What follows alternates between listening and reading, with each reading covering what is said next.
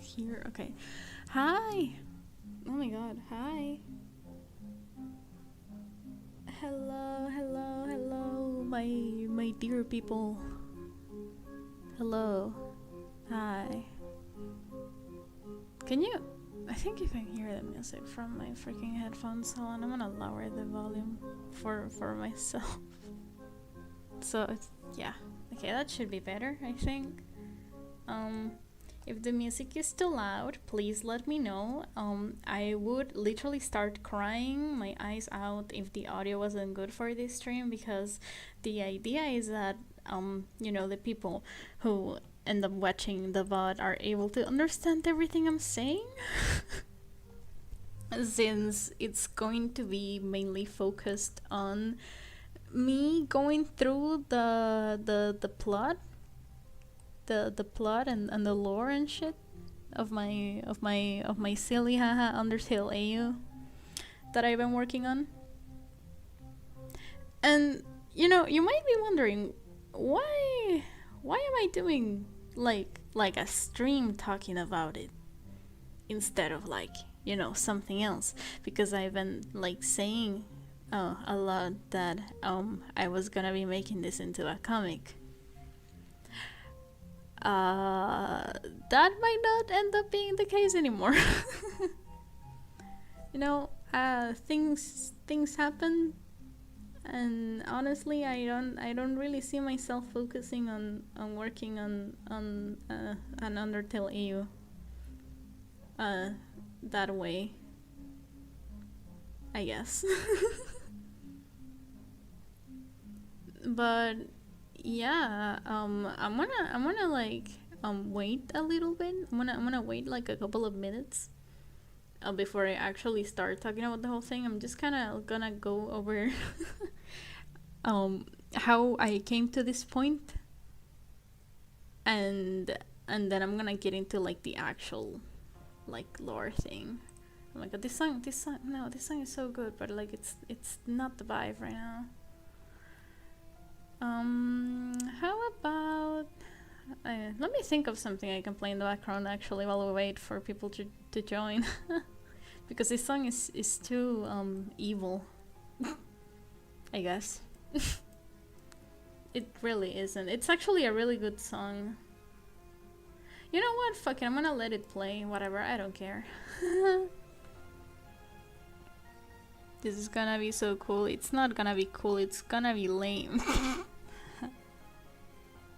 Can you guys tell that I'm getting into pressure? No, yeah. Okay, where do I start? Let's see. While we wait. I guess I could do some warm-up sketches for the whole thing. Hi. I already have this thing open. I couldn't tell in the slide. Are you sure about that? Yeah. Oh, also, can you see my mouse? Dude, it's so cute. I found this on Twitter. It's so silly. It's Susie Deltarune. Oh, thank you. I've been working on it. Definitely still a work in progress. I have storyboarded until the first half of it, of the song. Yeah, it's Susie. But yeah. Yeah, no. Just gonna warm up a little bit. I was drawing earlier, but I wanna warm up a little bit because I'm probably gonna be drawing a lot. What a better warm-up than my favorite silly little blow. Hello. Yay. Okay. Okay. I will say I have notes. I took one of my notebooks that I have, and I wrote down the focal points that I want to focus on for the stream today specifically, because there are quite a couple of things that I would like to talk about. I am currently using Clip Studio Paint By the way, so you know. Also, I'm drawing Painter. You know, the guy from Pressure that I like, but as a silly computer, as a silly robot computer, because you know, why not? We love Undertale AUs, and I do too. But the community is really annoying.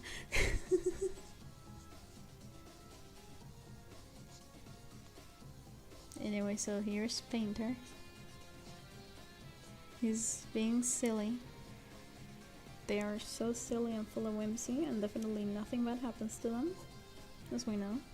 Anyway, nice little warm up.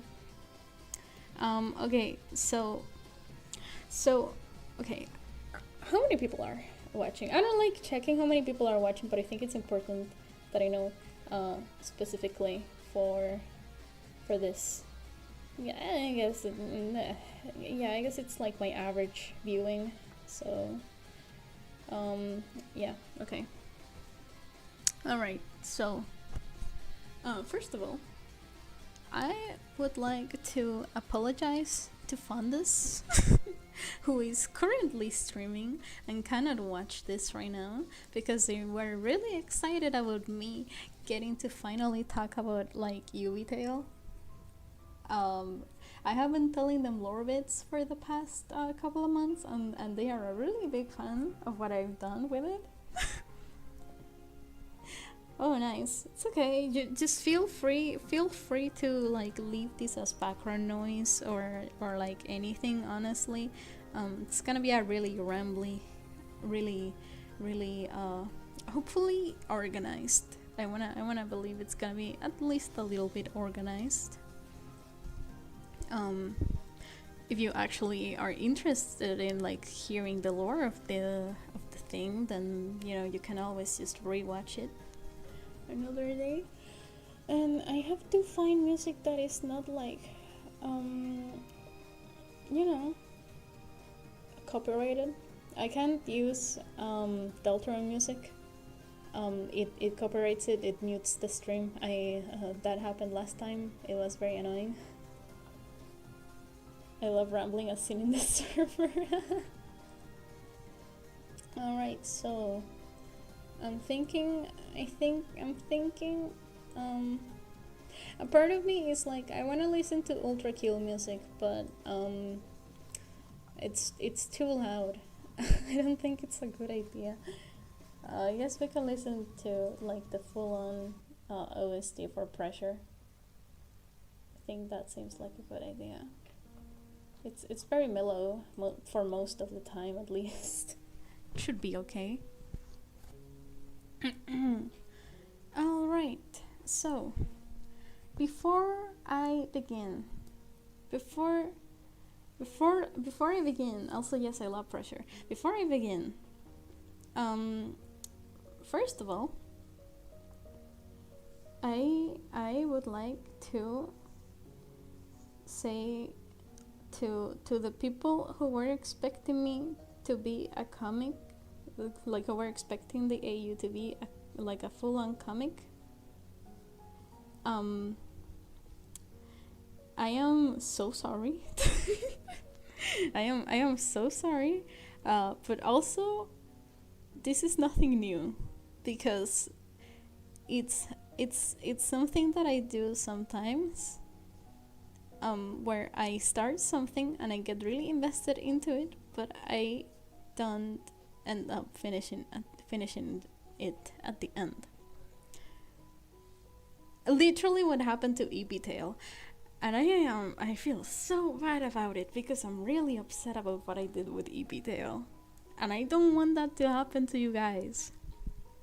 And I will probably keep posting content related to Uvtale because I actually like it. However, if you're not in my Discord server, you probably don't know the extent of it, so I'm gonna go over it really quickly.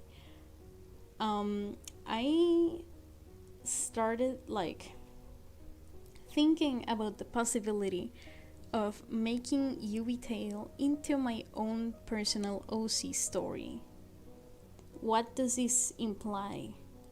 That I'm basically taking what was already existent I took what I had made with Uvtale, and I just transformed it into like a more original concept. So like similar vibes, similar character dynamics, but a completely different story with like some aspects that are reminiscent of what I already had built with Uvtale.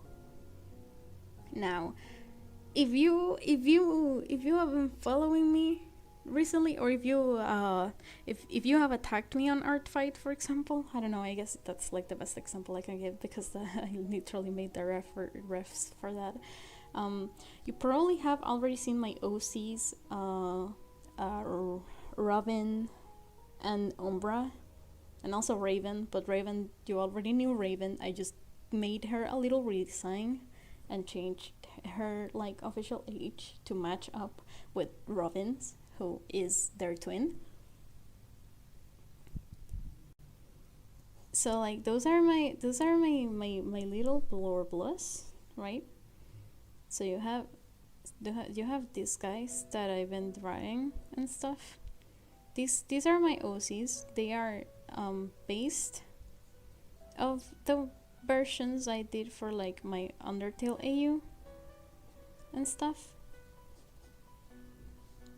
but they are different in many ways, especially Robin, because they are pretty much based off Uvtale Clover, but different. Trust.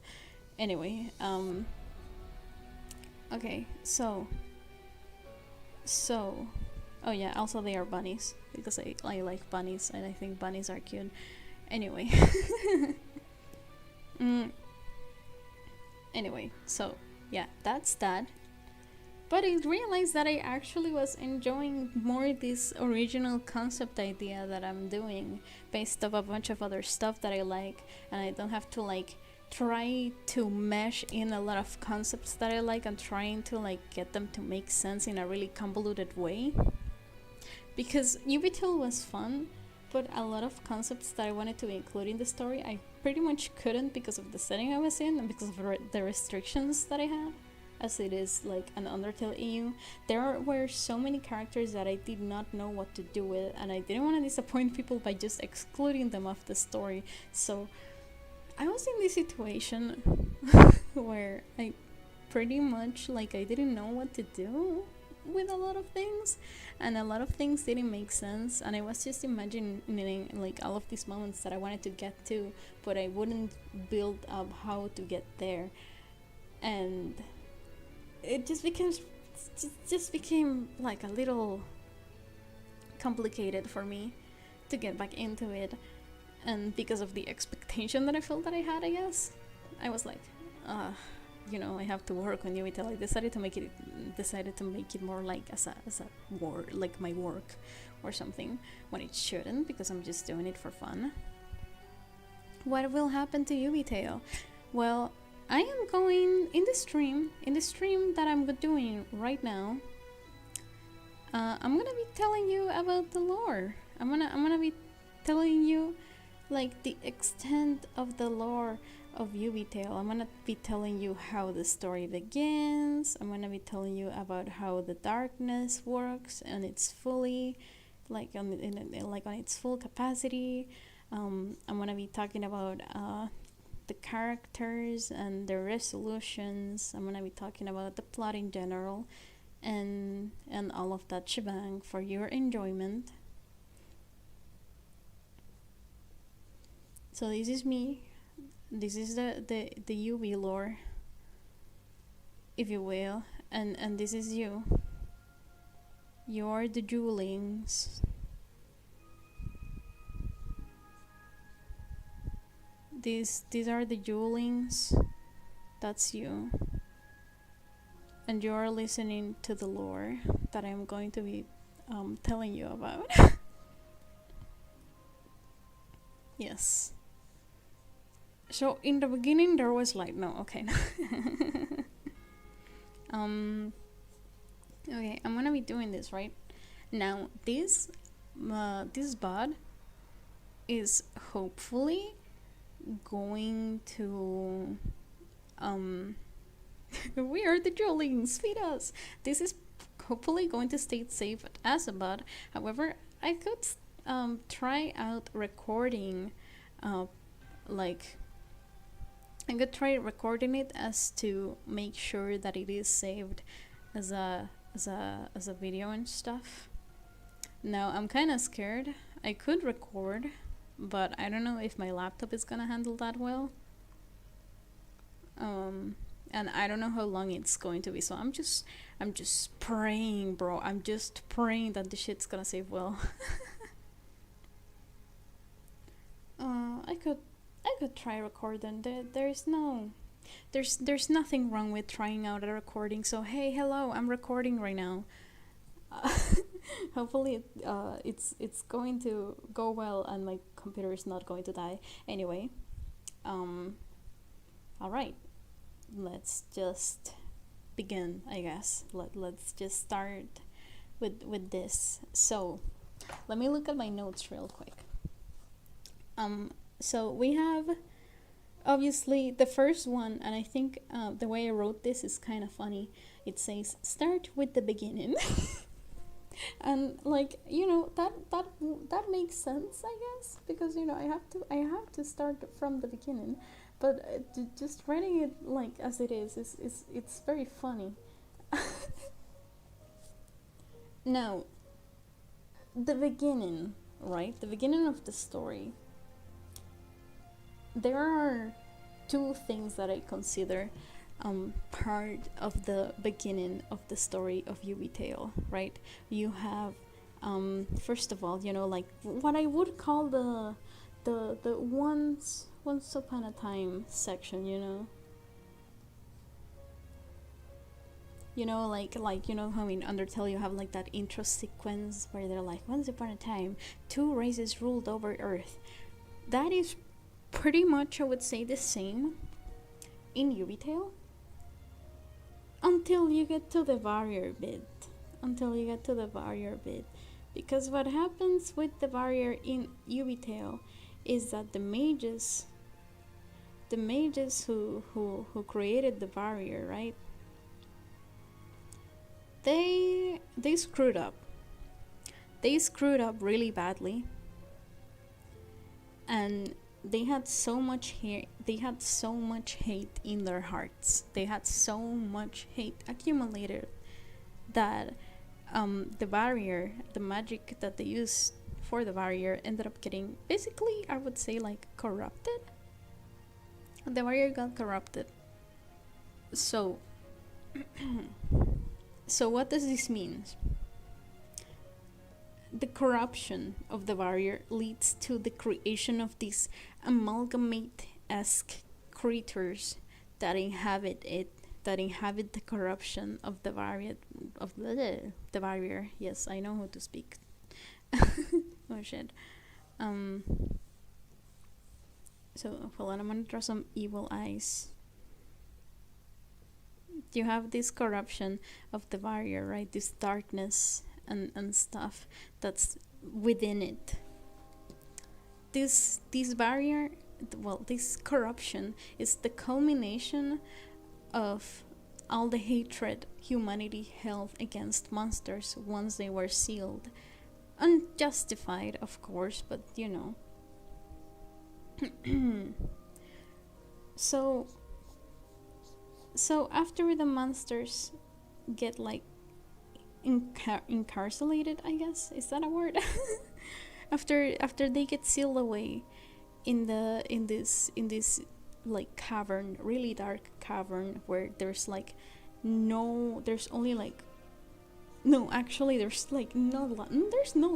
There's no sunlight. There's no source of like natural light that can reach them. The only thing they have is their magic. However, because of the properties that their magic is, like, their bodies are constructed of magic, right? So they don't really have like physical bodies, making like the magic that they produce, like for example fire magic, which, you know, should produce light. it makes that type of magic weaker. It weakens it. So they are basically like trapped here with this thing that they don't really know how to fight, and there's like no possible way that they can escape it. So they just, they kind of start losing hope, and they're like, oh, we're just going to be here. We're gonna die eventually. We're gonna die out. We're gonna get consumed by the dark, and people start losing hope. And Asgore is tweaking out. Asgore is tweaking the fuck out, because like, he's supposed to be like this source of comfort and hope, and he's supposed to give like the example to like all of like the subjects of the kingdom and stuff, but he cannot do that because there's literally no way to fight this off. Until, whilst uncovering the rest of the caverns in like a desperate attempt to like try finding a way to avoid the barrier and like escape, they make it to the Wild East. And if you know about the Undertale Yellow lore, you'll know that the canonical reason why they have like so much brightness in this side of the freaking underground, yeah, right, is because while mining they find this giant crystal, this like giant stone that shines so brightly. I'm pretty sure they actually call it the Sunstone in game. I do not remember exactly, but I decided to dub it the Sunstone in the AU. They find this giant stone. Solar stones, yeah, I'm pretty sure that's the one, the stone from One Shot. Yeah, the solar stones, yes. Yes. So they find this, and everybody's like, whoa, holy frick. And the first thing that people realize when they discover this stone is that it is not only extremely bright, but also the light and the warmth it produces is strong enough, has so much like magic in it, that it's capable to fighting off the darkness. So they immediately get to work. And you'll be thinking, what do they do? What do they do once they uncover this stone? Well,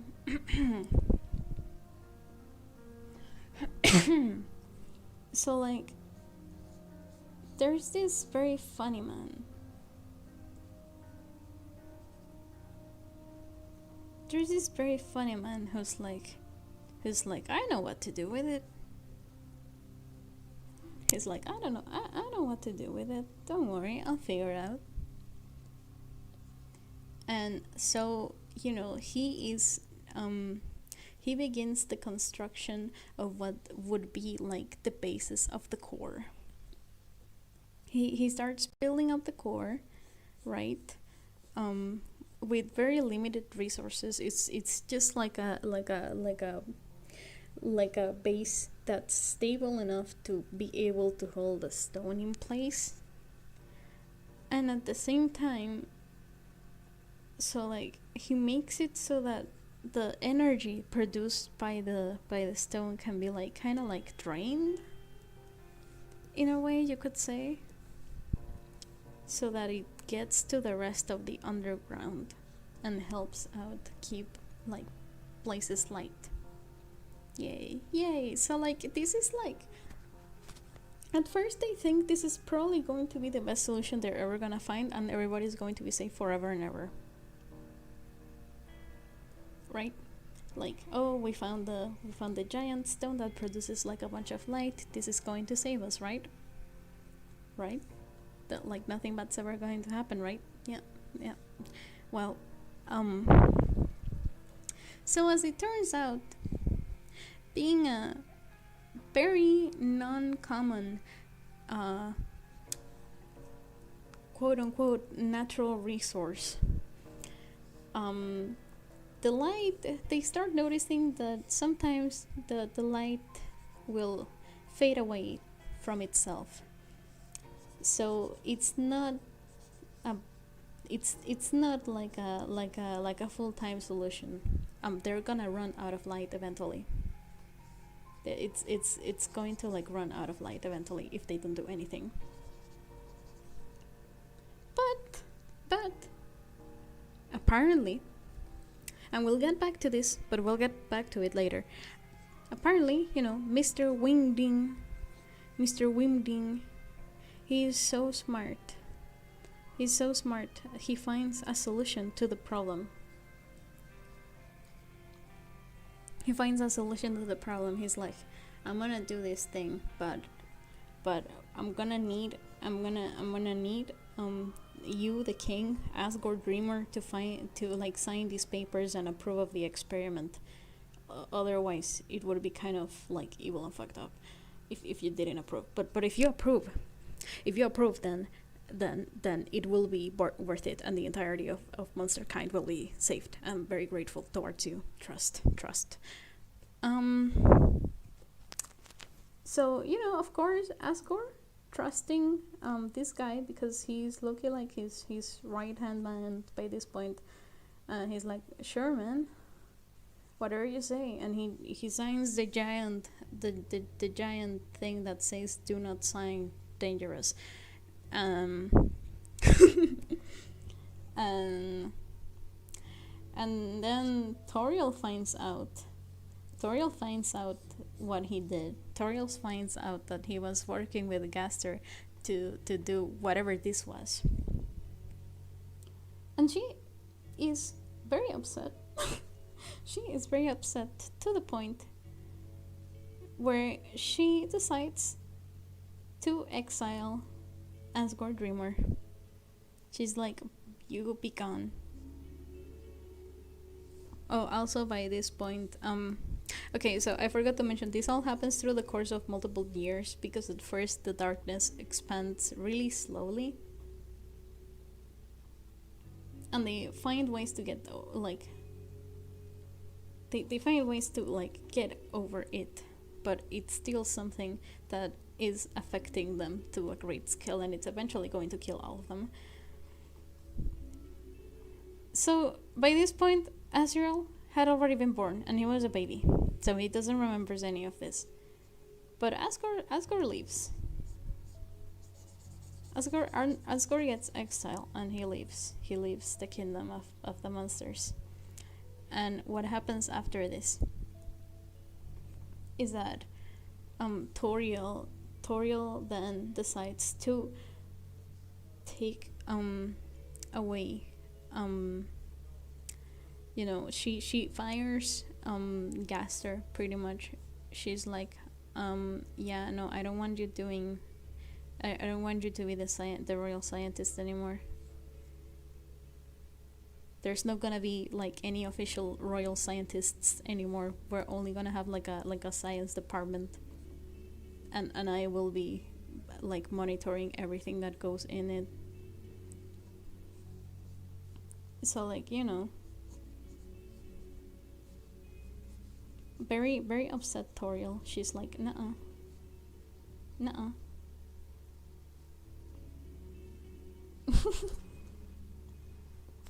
And she also burns all of the evidence that there ever was any of these experiments that they did. However, because at the end of she cannot really dismantle anything of what they did, because it would pretty much result in the end of monster kind. It is a viable solution, but not one she is a very big fan of. She destroys the physical evidence that anything ever happened with that, and just decides to take over the kingdom.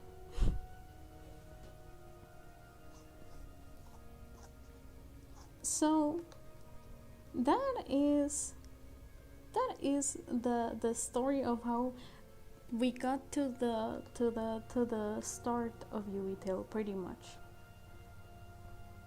Now there are some other things that I will be, you know, I will be focusing on. I will be focusing on some other things like character backstories and all of that shebang, but we need to talk about the darkness before I get into the actual plot. We need to talk about the darkness. Why do we need to talk about the darkness? Because the darkness works in various ways, and for this I'm gonna need to open one of the documents that I have. I have a Uvtale dedicated doc that I wrote in a couple of things that are gonna be necessary for the understanding of you know. So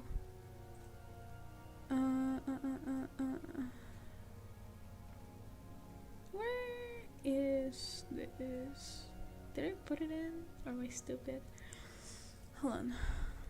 So darkness. So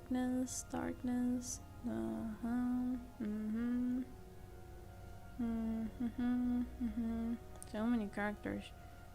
Did I put it in here or did I not? Am I dumb? Okay, no, I don't wanna see the characters.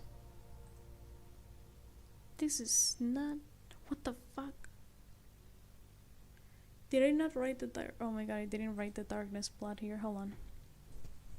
We're staying in the dark with this one. Okay, well, never mind. I do not need the document. I do not need the document because I'm smart and I remember things. Yes, I'm smart. Top 10 organized stream. You gotta admit this is more organized than most of my other streams. Okay.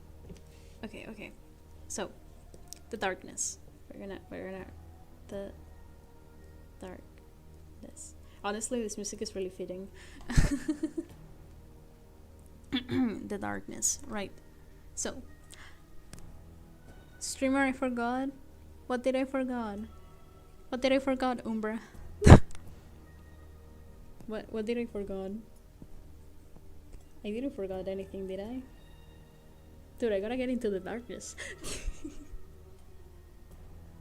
To write the darkness? No, I didn't. Actually, no, I didn't. You know what? I'm gonna pull up the Google Drive. I'm gonna put up the fucking Uvtale Google Drive for this one.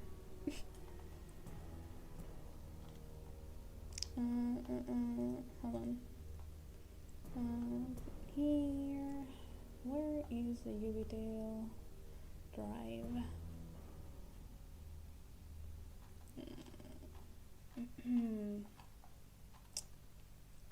Here. Hold on, I'm opening this. Uvtale. Alright. Because what if it got darker than dark? It's me, Umbra, Jules, OC. You are not. Anyway. So here's the thing that I wrote, human souls. The darkness. We can talk about the human souls after I talk about the darkness. I need you to pay attention to this part. Like in the you know, it's really funny. I'm gonna talk about this later. I don't wanna get distracted.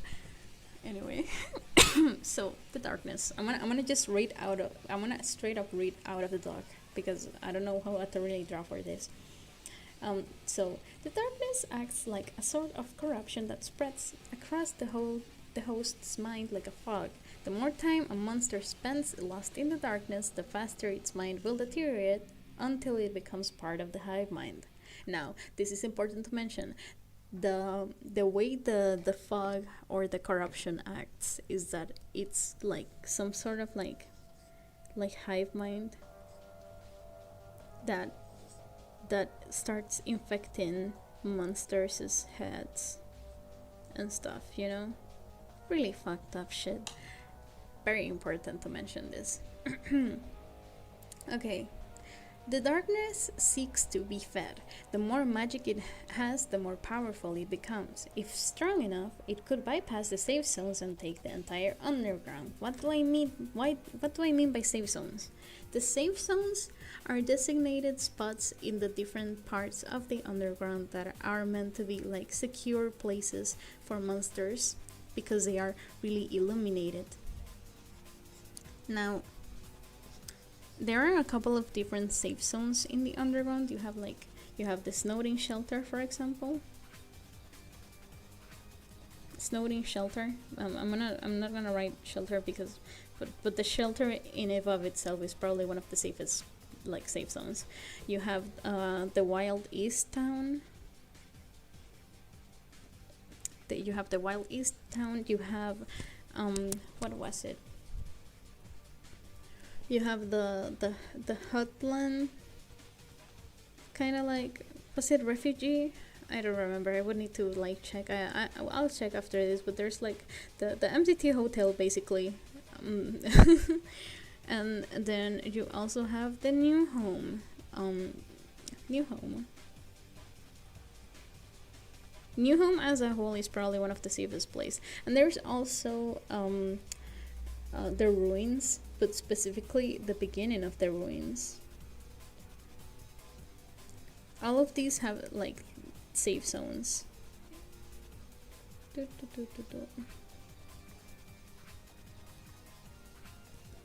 Yay!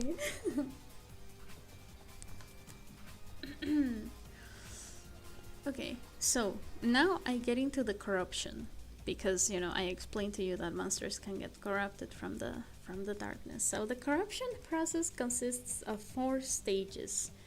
So the stage 1 is basically being paranoid as fuck. So like you get a lot of intrusive thoughts and became really paranoid about literally everyone, start distrusting everyone pretty much. It's basically anxiety constantly. I love Kingdom Hearts. The stage number 2 consists of isolating oneself.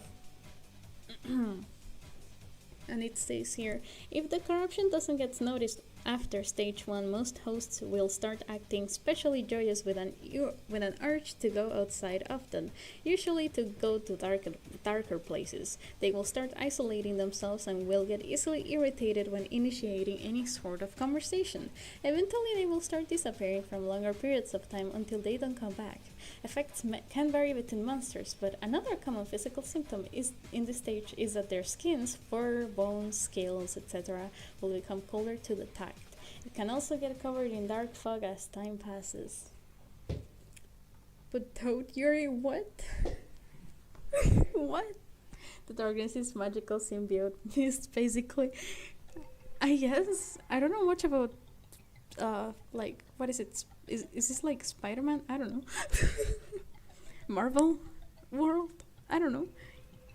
Uvtale Yuri? Good lord. Anyway, so basically then, the stage 3 and 4 are basically almost the same.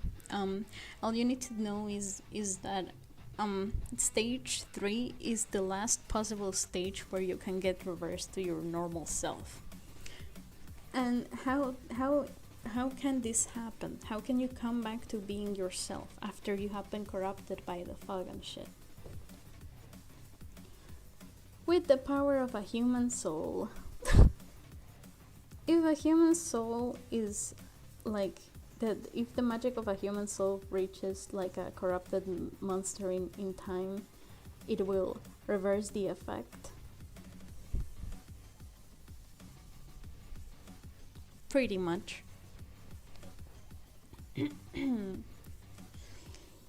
So yeah, that's pretty much how the fog works, how the darkness works. Can't believe Chloe is considered Jesus in this age. We will get to that. We will get to that soon. Anyway, so that's the darkness. And I already explained to you the beginning of the lore of why everything works the way it does. I will not be answering any questions until after I'm done with the plot. just in case. There will be a Q&A section at the end.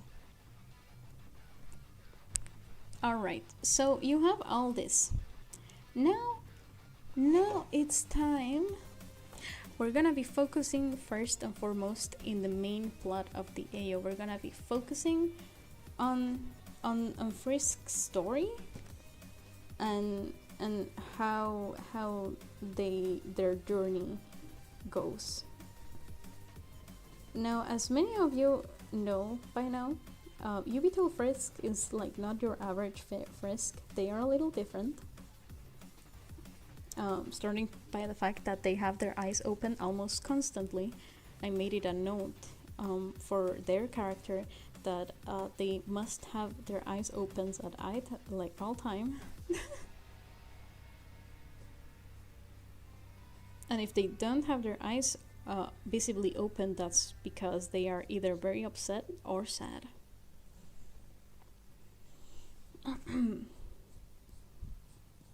So you have Frisk, right? You have Frisk, yay. So Frisk is an orphan.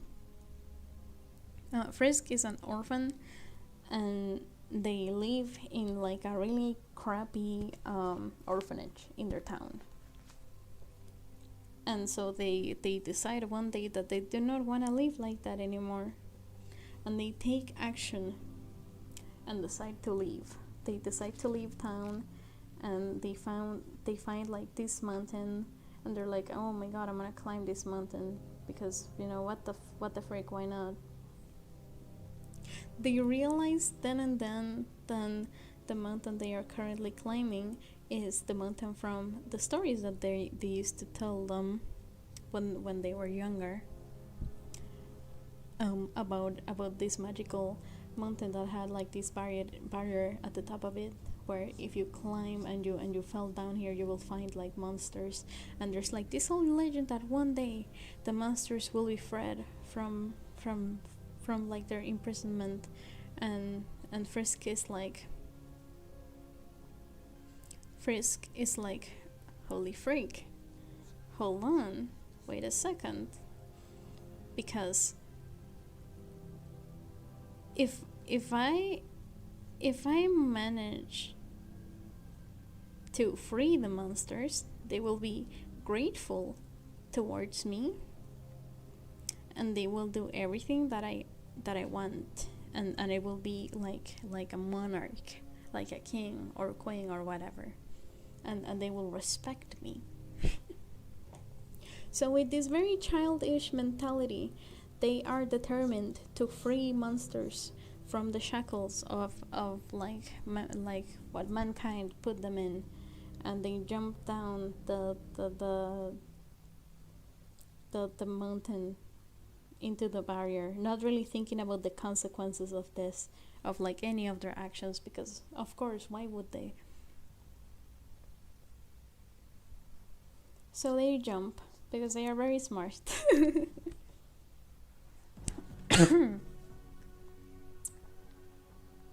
So so now that they have entered the underground, the first thing they meet is not a flower. That Frisk is Megamind. Nuh-uh. They do not meet a flower. The first person they meet upon entering the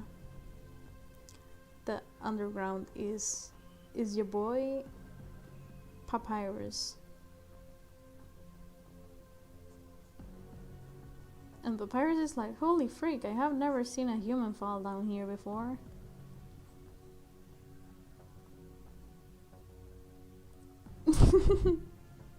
He's like, no way, dude, hello, hi, welcome. And he basically is like, I am like the caretaker of the ruins. He actually doesn't call himself the caretaker of the ruins. He calls himself the sentinel of the ruins. He makes sure that everybody's saved, and that no darkness approaches anyone, and that everyone's happy and shit. He's very jolly. He has one eye missing. He never talks about it, but you know.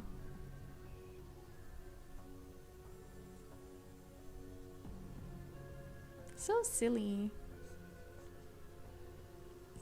Joel doing in one story bit what's taking Toby 5 chapters. Stop.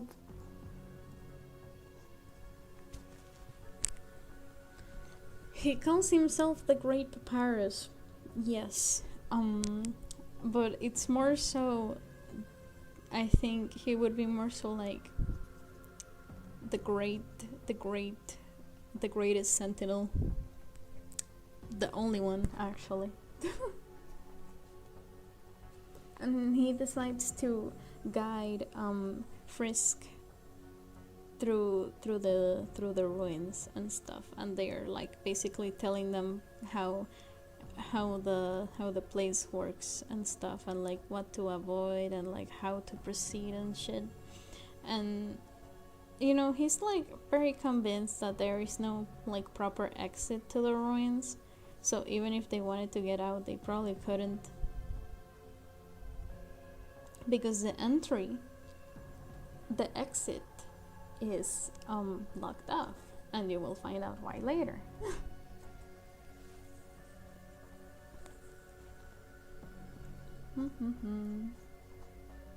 So they just go around. What he had in mind for this part of the story is that they get to like kind of fight darknesses and stuff, because you know, it's pretty much everywhere. But I never really figured out how that would happen, because one thing that's special about the ruins is that they have these flowers all around it, this like weird flowers that started growing that emit like light constantly. It's kind of weird, but they're cute. Anyway, they just kind of like start talking. They go around different parts of the ruins and stuff. They get to meet a lot of like monsters and shit. Figure out how everything works. Frisk is just very non-empathic towards everything most of the time, because they have this idea that the monsters are going to end up obeying them anyway, so they are constantly like, nah, I'm not getting attached to any of these evil and freaked up creatures. That is not Shay. They end up warming up even like a little bit, but you know, they still have a long way to go. They are a very selfish child. Very, very determined to get what they want. They are not racist. I would not describe them like that, but sure. Anyway, they get to the house at the end of the ruins, where they find Asgore. Well, Asgore already lived there. He has been hiding his face for so long that nobody remembers how he looks like anymore.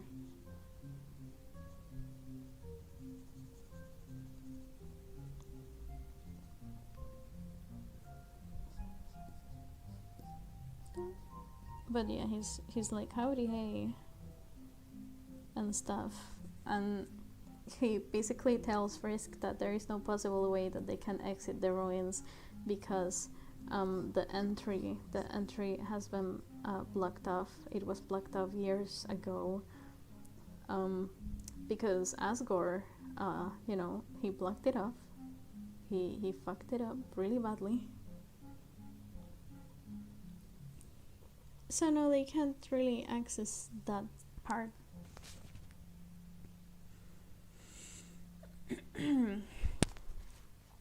And so they are like struggling to figure out what they're going to do. Did Papyrus end up in the ruins if the passage is blocked? You'll find that later. What happened to my music?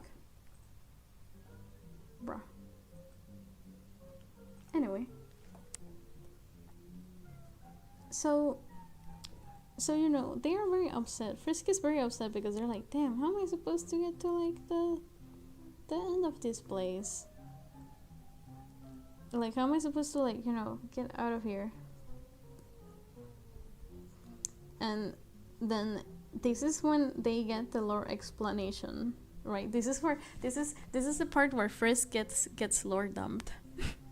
Because Asgore tells them about you know, like they start questioning Frisk's like whole plan that they have, because it's like you know, to be able to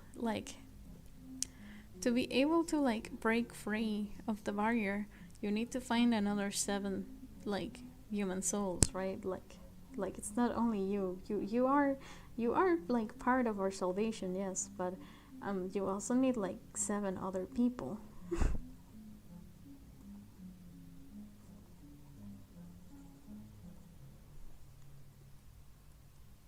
And Frisk is like, what the heck? What do you mean by that? What do you mean I need another 7 people to be able to free this place? Do they need to be dead? They just need the souls.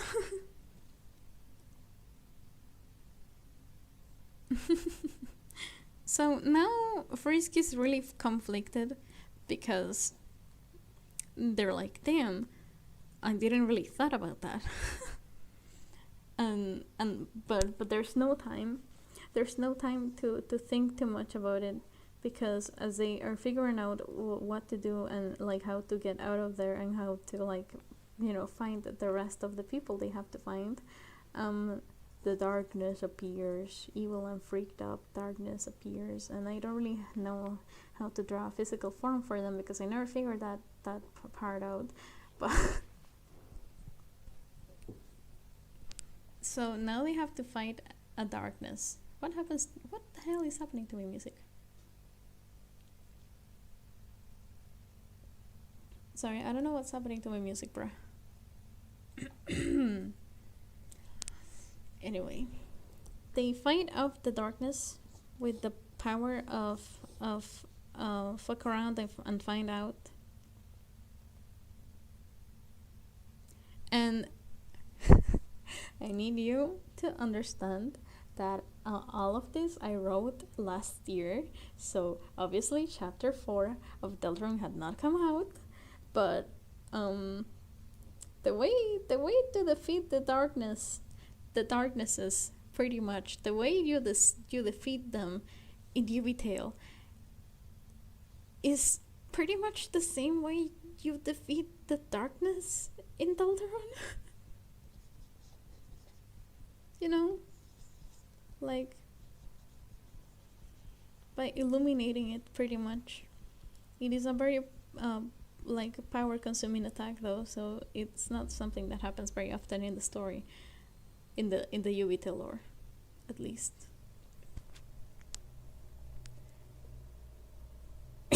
Toby Fox took inspiration from Uvtale. Wow. So the blast caused by Frisk's soul acting up this way is like it's strong enough to create a small little hole in the rubbish of the ruined door to the exit. It's small enough that Frisk is able to like crawl up on it to be able to exit. But before they exit the ruins, Varys is like, oh well, you're probably gonna end up needing this more than me, because it's really cold where you're going. And he gives them their scarf, the red scarf, the one that they use. And that's how Frisk gets like their silly little red scarf. And also they have a little more kindness in their soul now. Yay. and so they must go on now. They must go on to reach the end of the ruin. No, not of the ruins. The end of the underground, and salvage monster kind. That's how the story begins. Yes. Whew, hold on. That was like a lot. Hold on. I paused the recording real quick because I need to. I should probably go get some water because I'm really thirsty. So that's pretty much how it starts, right? Obviously, there's like more to, like, you know, the dynamics between the characters, but I'm just trying to go with the plot as as fast as I can, I guess, in a way. I want to explain as much as I can, and the more I can explain, the less character interaction details there are going to be. But with what I'm gonna be telling after this, there should probably be more stuff. I made it a point that I want to go through the important moments, the important emotional moments, and for that I'm gonna have to give context on the relationships of the characters, which is something I will get to. But I'm gonna get a glass of water real quick. I'm gonna leave you with this cute little though. So I'll be right back in a second.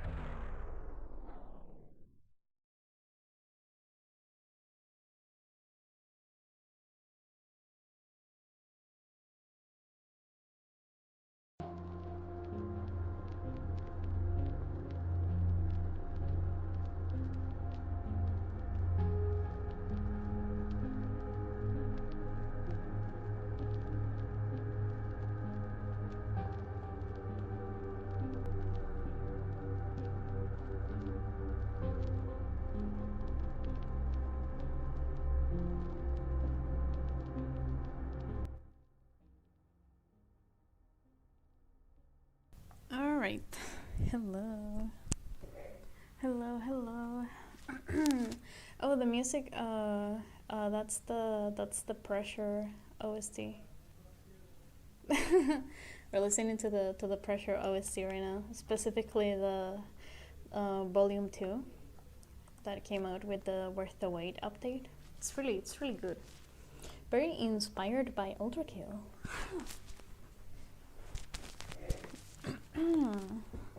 Alright, hold on. I'm getting ready again. I just gotta.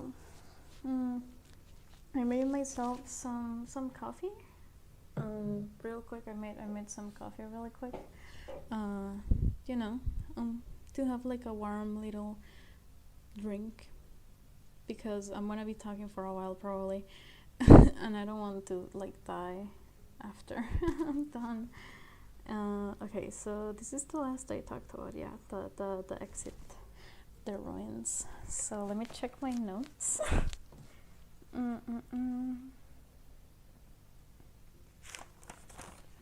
Here.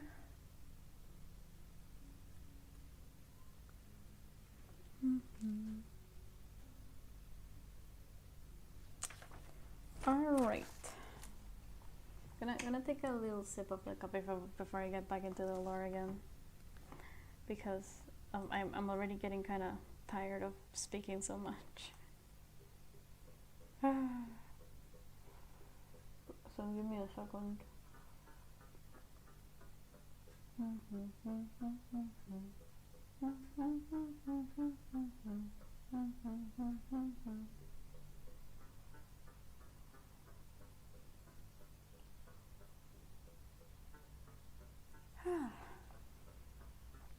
Okay. Will you be able to rewatch this later? Yes, and I'm also recording it, so that I'm gonna be editing in the important bits and putting them all into like a pretty resumed version of the video. Which, talking about, I am recording once again. What comes after this? Oh shit. Yeah, the playlist is almost done. This is literally the last song. I didn't realize we might be cooked. I'm gonna pause the recording again. Never mind. I mean, it doesn't really matter, but I wanna have some nice music playing while I talk about this shit.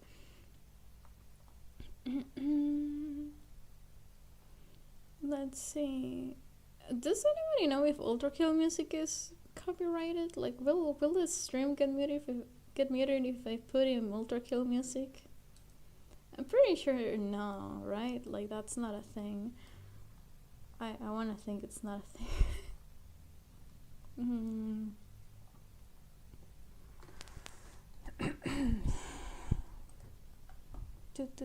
You need to memorize all of this. It's fine. You'll get time.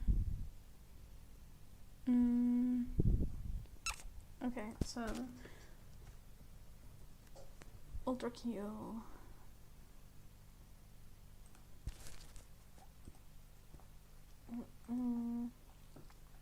Oh, nice. 70 soundtrack songs. Yes, whatever word. I don't know. Okay, now we can start recording again. All right. Let's get straight into it again. So, after Frisk leaves the ruins, they start traveling through what seems to be a very snowy area. As you know, Snowding is a very snowy place. Ultrakill music should be fine, hopefully. They are kind of like, okay, well, it's whatever. All I need to do is find other souls. I don't think there are any humans alive and stuff. I think this area is snowed in. And then whilst they are walking into the forest, they get lost because of how dense it all is, and how dark it is as well. So they just start wandering until eventually they get attacked by like a darkness creature. And like the first time, they were not alone. They were fighting with Papyrus and Asgore by their side. So they get a little scared and they don't really know what to do. And then Kara shows up.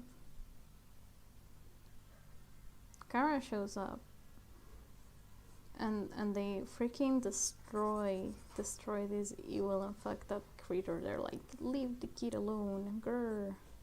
They would never say that, by the way. They would never say that. But they're like, nuh-uh. They are farming and stuff. And Frisk is just like, whoa. Now, if you have read the Uvtale Q&A that I made all the way back in February, you will probably recognize this scene might seem familiar to you, because this was supposed to be like an outlet into the start of the story. The way Uvtale was supposed to start was by Frisk pretty much narrating everything that I just told you about, and then cutting to this bit where they are both walking to the snowing town.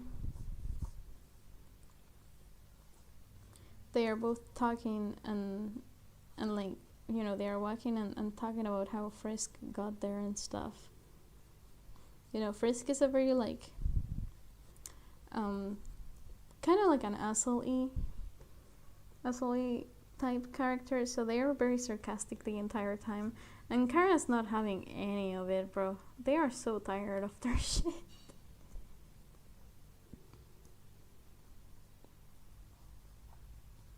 They're like, oh my god, bro, this kid is so annoying. But they are like, well, I'm pretty sure this is the damn last one that we need to be able to open the barrier. There are other 6 or so souls, six other humans that have been registered. So this is the last one they need. And they're like, well, okay, we're gonna start organizing to go get the rest of them, right? But before they can do anything, they get to the shelter, and sends the skeleton and Alphys. They leave there. I will get into that later. They are freaking out because something is happening in the Wild East, specifically in the Steamworks. Now, if you saw the Q&A, you probably remember this, but obviously you don't have any context for it because I never went into it. Uvtale Sans, yay!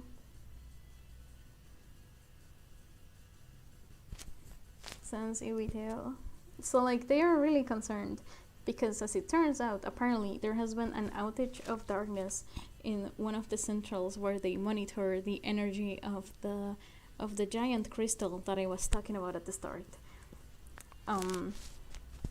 Apparently one of the robots from the facility went rogue and is trying to get out of the Steamworks to go into the core and dismantle the crystal. And of course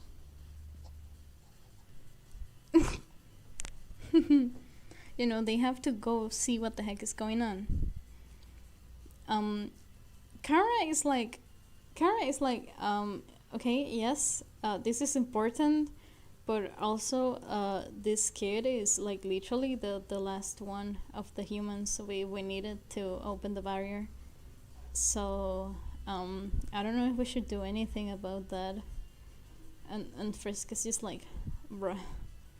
They're honestly, they are kind of upset at this point. They're like, damn, why am I not the center of attention? Because that's kind of like their whole deal. and so they formulate this plan. They formulate this plan. All this is like, we cannot exactly like pinpoint the location of all of the humans, because the records stopped being recorded, I guess, after a while due to the Queen's request, and they only have like a vague idea of where some of them are located. However, the reason the steamworks were built in the first place. No, not in the first place, my bad. One of the reasons the steamworks, one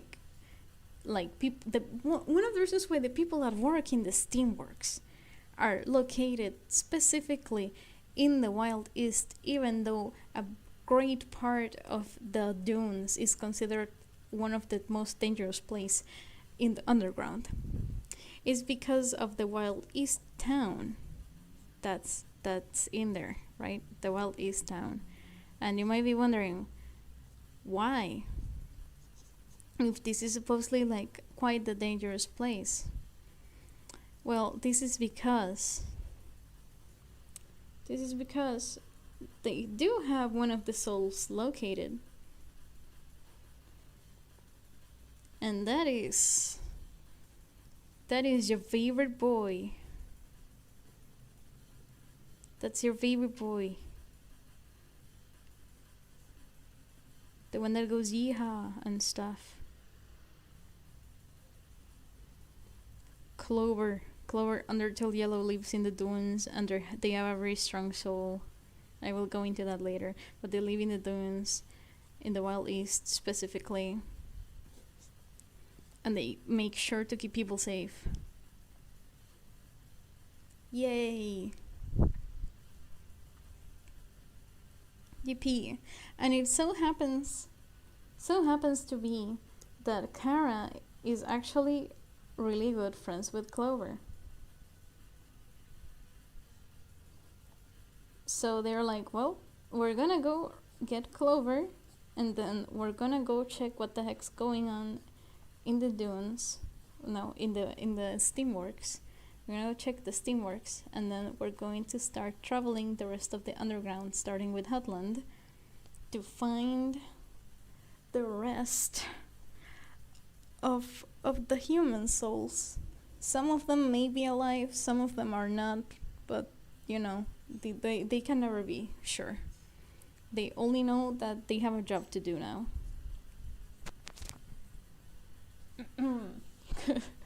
Really good friends. Yep, they are really good friends. So that's gonna be the plot, right? This is the beginning of the main plot of the main objective of the characters, which is find the human souls. Find the human souls. That's the main plot point. That's going to be the main plot point of the rest of the story. They have to find the human souls.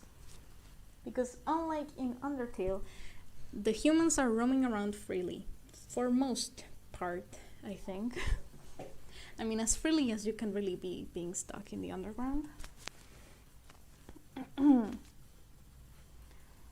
So to travel to the dunes, what they do is that they get Marlet.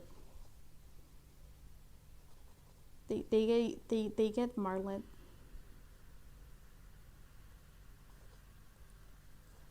And now you may be wondering, why are they getting Marlet?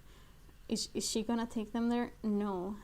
But they need to have like some sort of like royal guard with them at all times if they are going to travel. Because you know it can be dangerous and stuff. Now she takes them using one of the whales from UGPS, you know.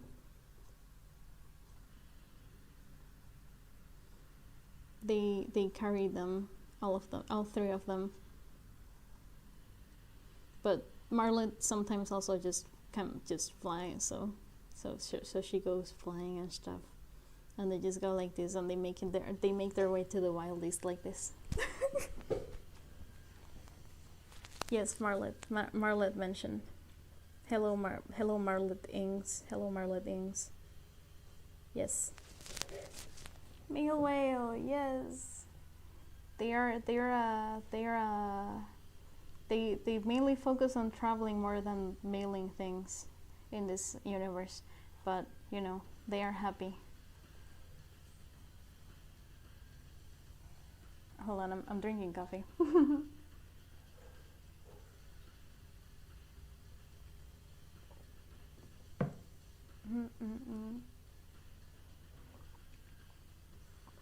No, wait, it's Ivy. When do we get to see Woofle? Soon. Soon. Azrael will appear soon. I guess. So they appear, right? They go around, they travel, they make it their way to the Wild East. And Clover is already there, and they are so happy. They are so happy to be here. They're like, oh my god, hello, hi, yippee, hi Kara, yippee, hi Kara. Completely ignores Frisk for like 2 minutes until they realize like hold on, oh my god, look, it's a little guy. We have all the humans now and shit, and they're just talking, and you know, they are really excited. But Kara's like, you have to lock in, bro. Kara's like, you have to lock in. We have a job to do. Something just happened.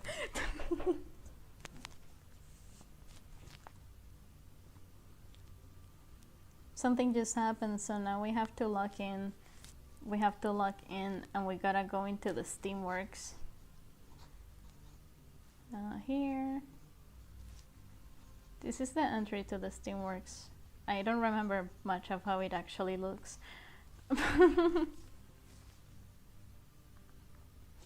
So now they have to go in there, and they have to find the rogue robot. They have to find the rogue robot and you know, incapacitate it. I guess that's the word. I don't know. It's really scary in there because it's like really dark and stuff, and they're just kind of like just going through the motions. It's a little tense, mainly because to Kara, Clover seems to not be taking the situation as seriously as they should. And Frisk is just like witnessing all of this, and at the same time they are trying to impress Clover because they think Clover is cool as heck. And they like their jolly energy.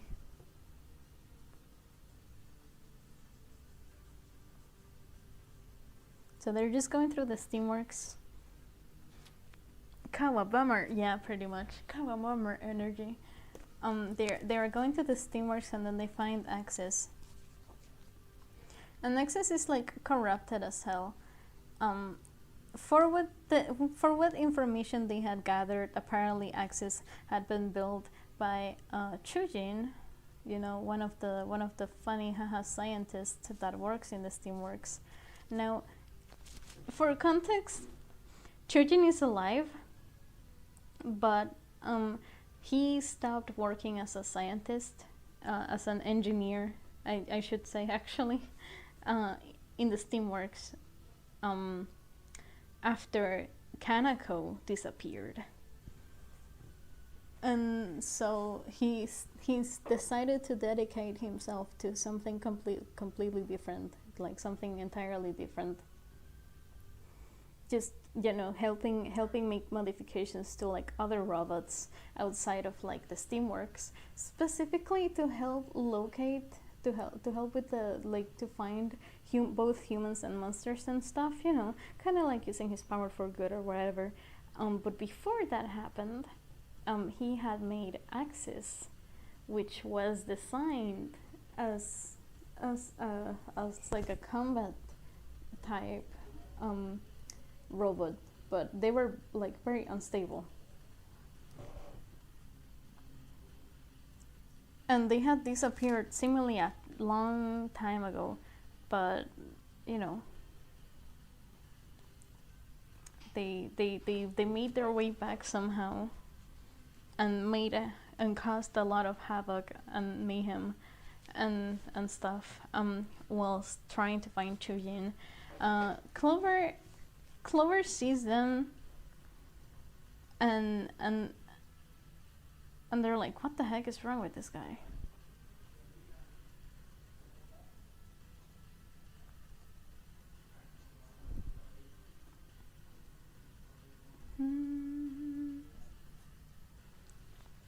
Now, why you may be asking, why is Clover so mortified about the idea of having to like kill this thing?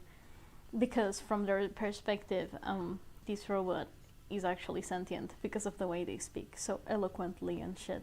And Kari's like, bro, we have to kill this shit. We gotta get rid of it, and you're like literally one of the only people who can do it. They are like convinced that Axis has some autonomy left in him, so the idea of ending their life really triggers them. And then, you know,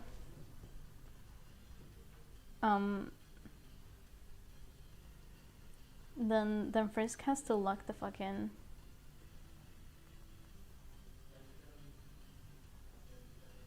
Frisk has to lock in and be like,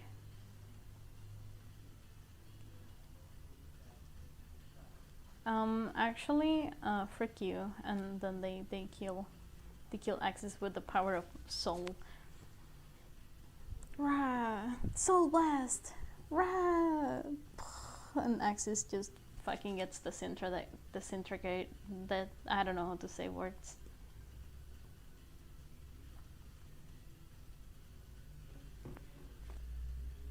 With the power of love, hehe.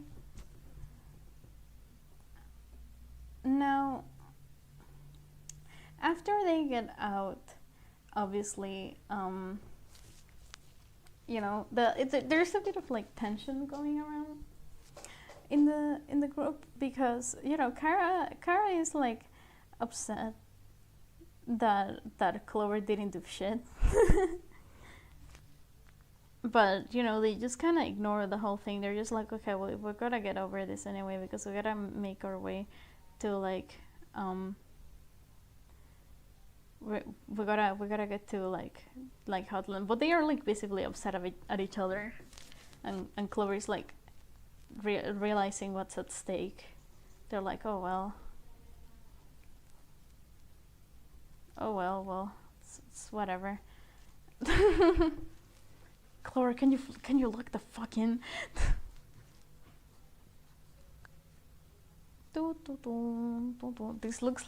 This looks so bad. I'm so sorry.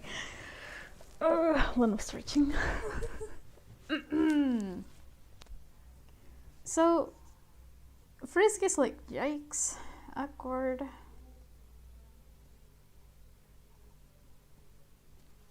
Could we hit an unprecedented 2 divorces in one Undertale? No, because they are not married.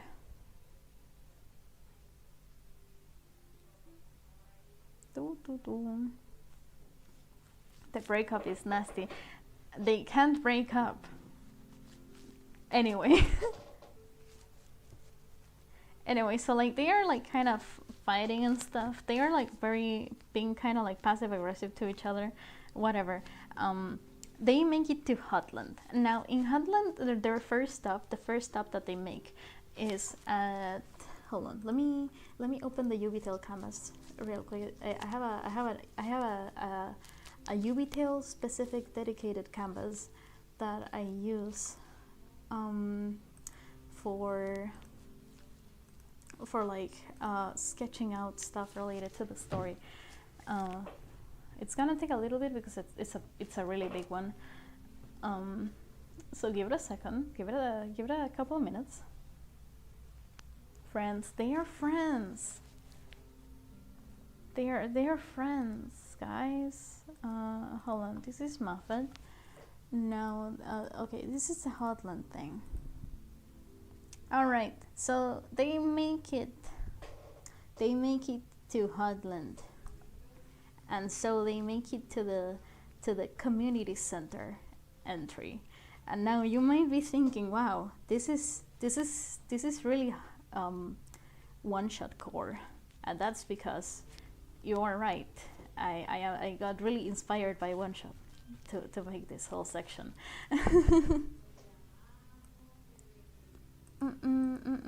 What is this? Oh yeah, so this is like a little explanation, I guess, of like Hotland and stuff, and how it was meant to look. It was meant to be really inspired by stuff like Stray and like stuff like that. I really worked on it a lot, I guess. And let me see here. Oh yeah, this is Burger Pants. I'm pretty sure I did show you Burger Pants. So my bad. One shot is awesome. Yeah, it is. Anyway, so they make it to Hotland, and after they make it to Hotland, like they find the sillies. The sillies. You know who the sillies are? They find fibs. They find fibs, and they find Kenny, the awesome, cool lesbian aunts, as I like to call them. They are in love. They are girlfriends, and they live together, and they found each other, and they just decided to like stick with each other the entire time. So they live together. They get found by these guys, and Kara is like, oh yeah, so like we have registered over 8 human souls now in the underground, which means we have enough to give it a try and open the barrier. So we need you to like collaborate with us. we need you to collaborate with us. And they are like, okay, but in the meantime, could you perhaps then Kara is like also like, could you perhaps help us find a way to like locate the rest of the souls that are spread across the underground? And and they're like, okay, I actually know another dude who also lives like near here. So Clover ends up going with Kenny. Clover ends up going with Kenny because Kenny like, no, sorry, Fibs can't really walk a lot. I never really thought of like a specific reason as to why they get tired so easily, or they have like issues with moving around a lot. And I never got to like explore that because I got busy with other stuff. If I ever think of something more in detail and I do proper research on this idea, I'll tell you more about it. But what you need to know for now is that they have a little bit of like a movement impediment, I guess. Mobility impediment. So like Clover and Kenny go around and they are talking, right? While they are like looking for this other other soul that they gotta find, and they have like a little chat, and they basically like she gives Clover some advice on to how to handle whatever little dispute they had with Kara. You know, they get like their character development here, I guess. And they're like, yeah, I'm gonna apply the advice you just gave to me with my friend. Smile. in the meantime, Phoebs is also talking to Kara, and being like also giving them like really good advice to how to handle the dispute they had with their friend. Smile. They're like, they get sad because they don't like being upset at Clover. Kenny's advice can rival Gerson. She is kind of like Gerson in a way, I guess. Definitely a little more one-dimensional than Gerson, or literally any character in Deltarune. So anyway, they end up finding like the other human. They end up finding the other human. Their name is Shard.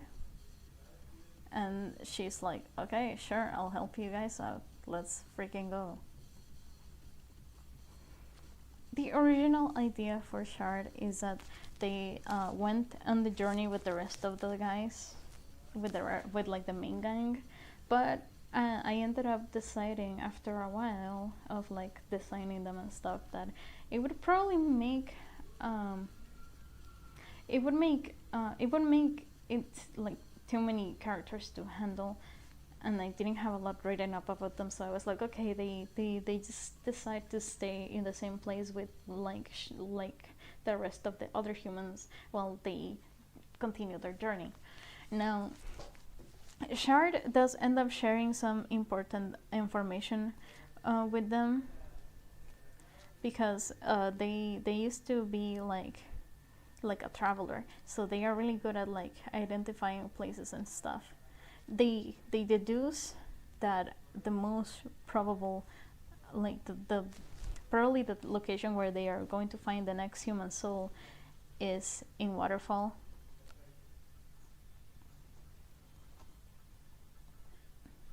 So they gotta travel all the way to Waterfall. However, in this universe, Waterfall is probably like one of the most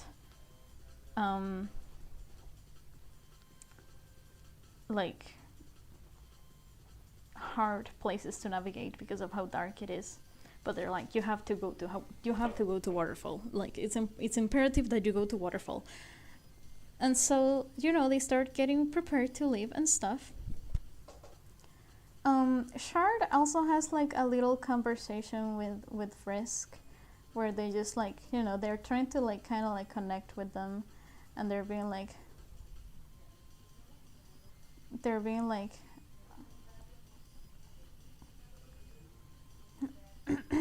sorry, my bad. They start talking to them. They're like, oh, so like, why did you ended up here? And they're like, I was just bored.